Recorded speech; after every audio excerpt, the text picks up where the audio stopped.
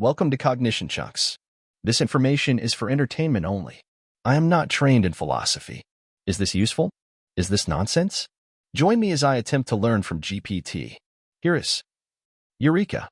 Epics. Understanding the Origins of Philosophy by GPT. Part 2. The Golden Age of Philosophy. Chapter 6. Philosophical Developments in the East. Section C. The Golden Age of Chinese Philosophy. Neo-Confucianism and the development of Zen Buddhism.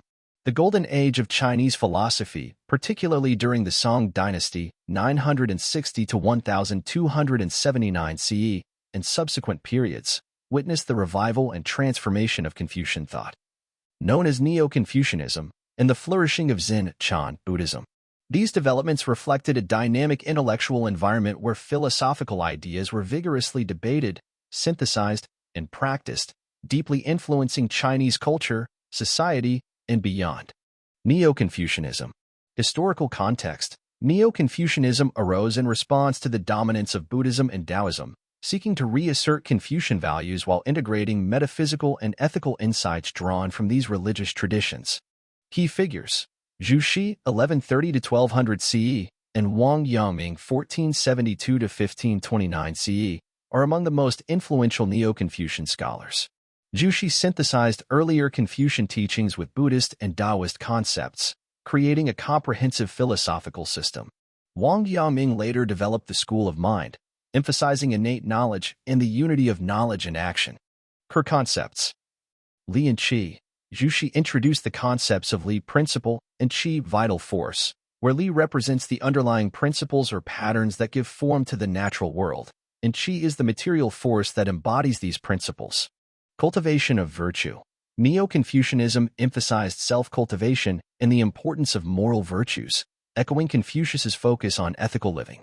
The cultivation of virtues such as benevolence, righteousness, propriety, and wisdom was seen as essential for personal development and social harmony. Integration of thought and practice. Following Confucian tradition, Neo-Confucianism stressed the importance of applying philosophical principles in governance, education, and daily life, aiming to create a harmonious and morally upright society. Development of Zen Buddhism. Origins and influence. Zen Buddhism, known as Chan Buddhism in China, emerged as a distinct school of Mahayana Buddhism during the Tang dynasty 618 to 907 CE. It became especially prominent during the Song dynasty, partly due to the influence of Neo-Confucian thought. Key principles. Zen emphasizes direct experience and personal enlightenment through meditation, zazen, and the use of koans, paradoxical questions or statements, to transcend rational thought. The famous saying direct pointing to the mind, seeing one's nature and becoming Buddha, encapsulates Zen's approach to enlightenment. Notable masters. Bodhidharma is traditionally considered the first patriarch of Chinese Zen, credited with emphasizing meditation and the direct transmission of insight beyond scriptures.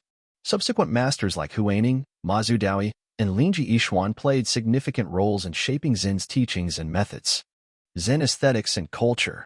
Zen Buddhism profoundly influenced Chinese art, poetry, calligraphy, and tea culture, emphasizing simplicity, spontaneity, and the beauty of the natural world.